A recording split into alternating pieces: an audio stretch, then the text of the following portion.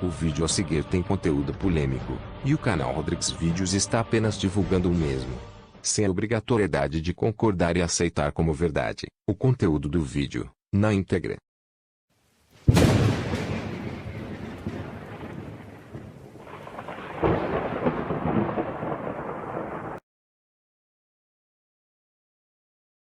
A Palestina nos tempos de Jesus. No primeiro século a Palestina foi varrida por desavenças dinásticas, conflitos destruidores e, ocasionalmente, guerras. No segundo século a.C., um reino judaico mais ou menos unificado foi estabelecido transitoriamente, segundo os dois livros apócrifos dos Macabeus. Por volta de 63 a.C., contudo, a terra estava novamente em turbulência, madura para a conquista. Mais de um quarto de século antes do nascimento de Jesus a Palestina caiu sob o exército de Pompeu, e a lei romana foi imposta. Mas Roma, na época, muito extensa e muito preocupada com seus próprios problemas, não estava em condições de ali instalar o aparelho administrativo necessário para um governo direto. Assim, ele criou uma linha de reis marionetes, a dos Herodianos, para governar sob seu controle. Não eram judeus, mas árabes. Herodes Antipater, de 63 a 37 a.C., Herodes, o Grande, e de 37 a 4 a.C., Herodes Antipas. O povo do país podia manter sua própria religião e costumes, mas a autoridade final era Roma, e reforçada pelo exército romano. No ano 6 d.C., o país foi dividido em duas províncias, Judéia e Galiléia. Herodes Antipas tornou-se o rei da Galiléia. Mas Judéia, a capital espiritual e secular, ficou sujeita à norma romana direta, administrada por um procurador romano baseado em Cesareia.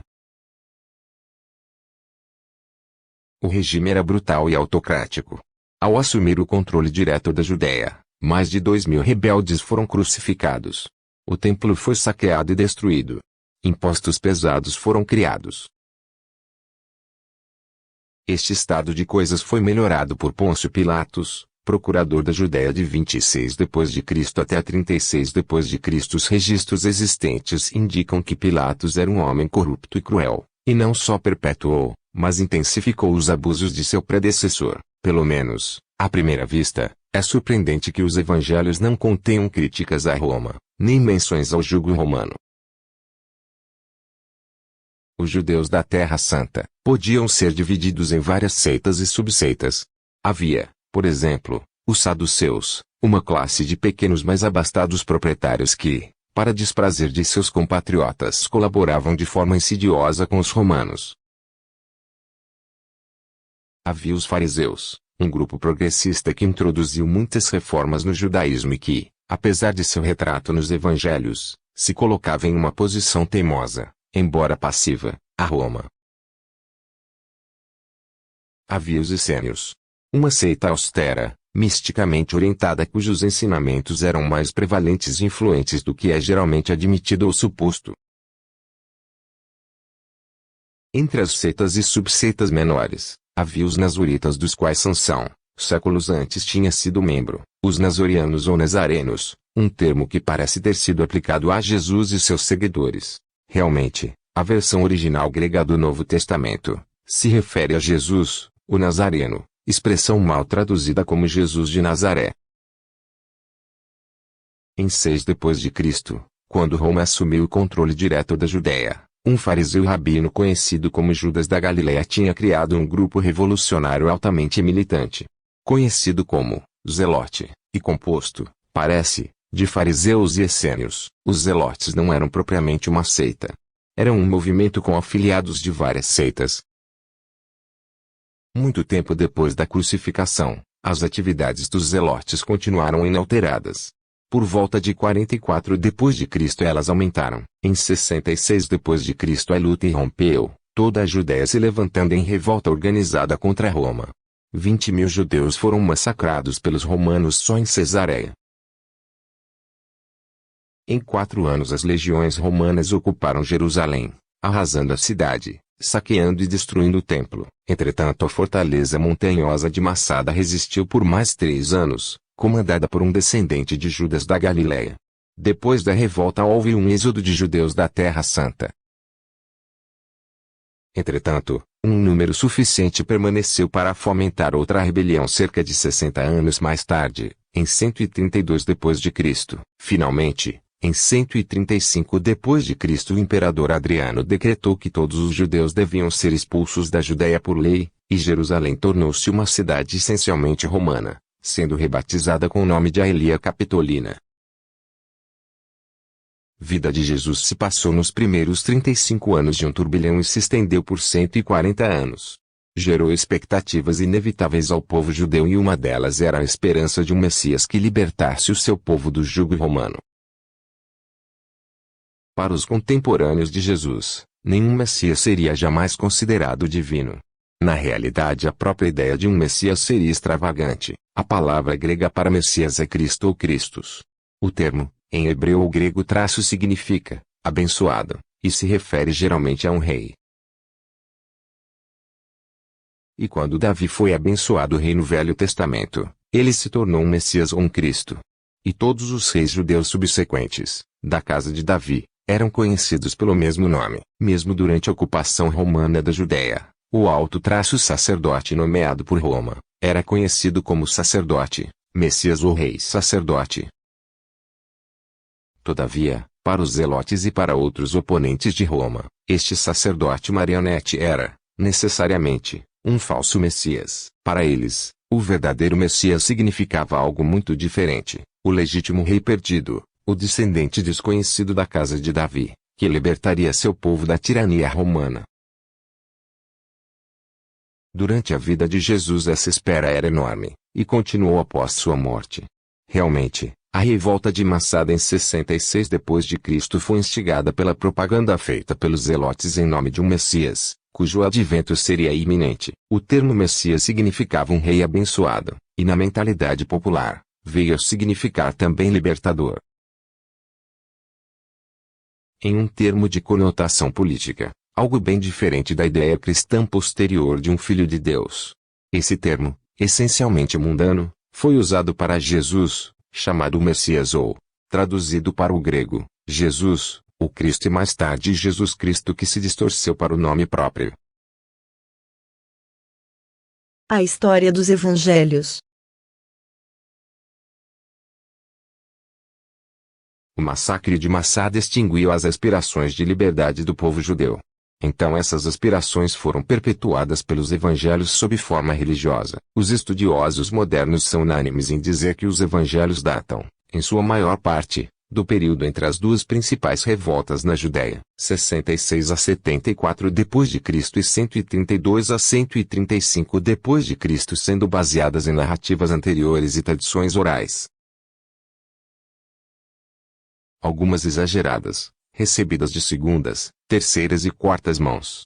Outras, contudo, podem ter derivado de pessoas que viveram na época de Jesus e podem tê-lo conhecido pessoalmente. Um homem que fosse jovem no tempo da crucificação pode ter vivido também na época em que os evangelhos foram escritos.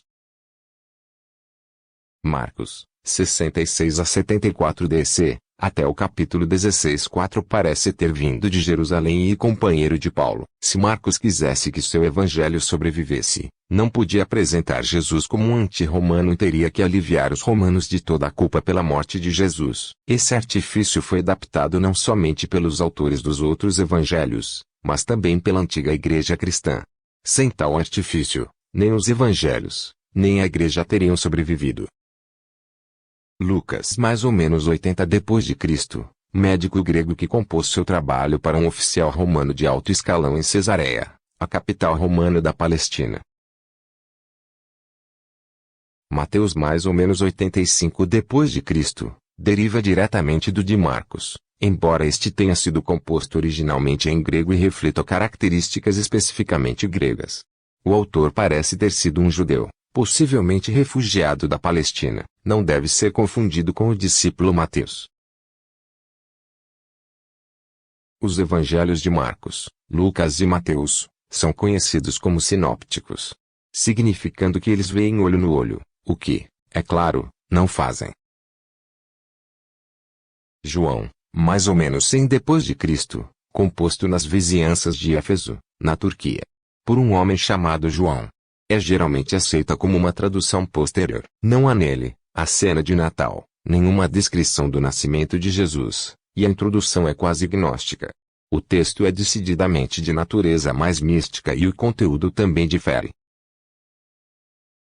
Contém episódios que não figuram nos outros evangelhos.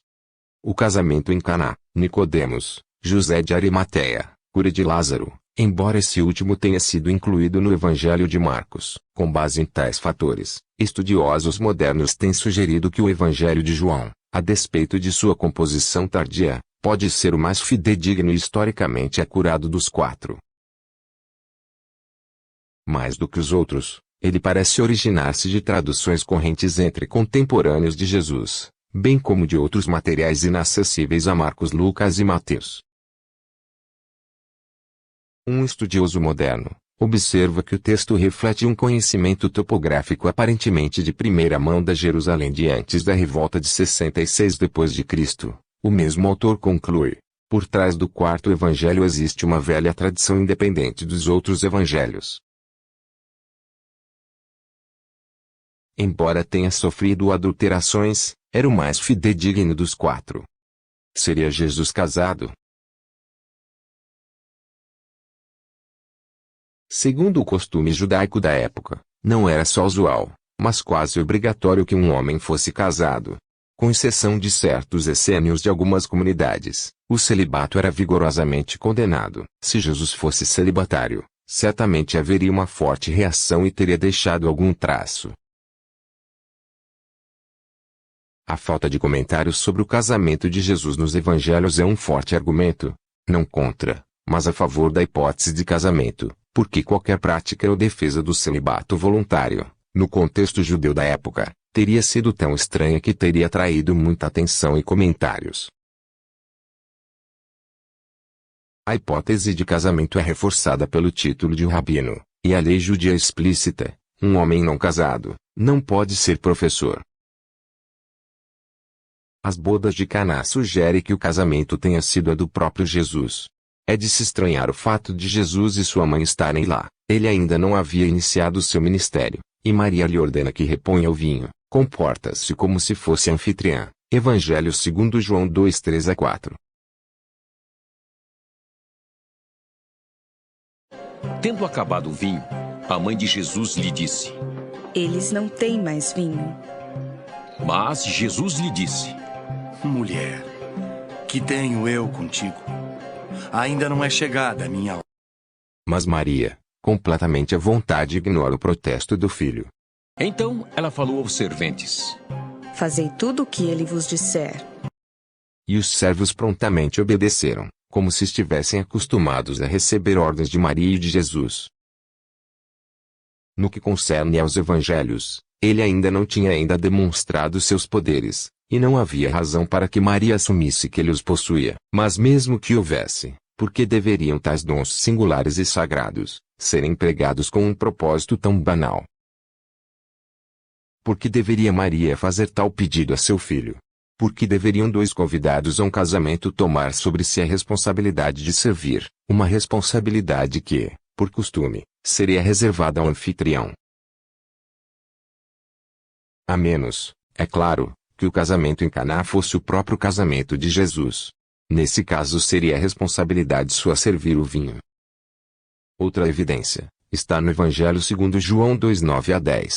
Tendo o mestre Sala provado a água transformada em vinho, não sabendo de onde viera, se bem que o sabiam os serventes que haviam tirado a água, chamou o noivo e lhe disse: Todos costumam pôr primeiro o bom vinho e, quando já beberam fartamente, servem o inferior. Tu, porém, guardaste o bom vinho até agora. Uma conclusão óbvia é que Jesus e o noivo são a mesma pessoa.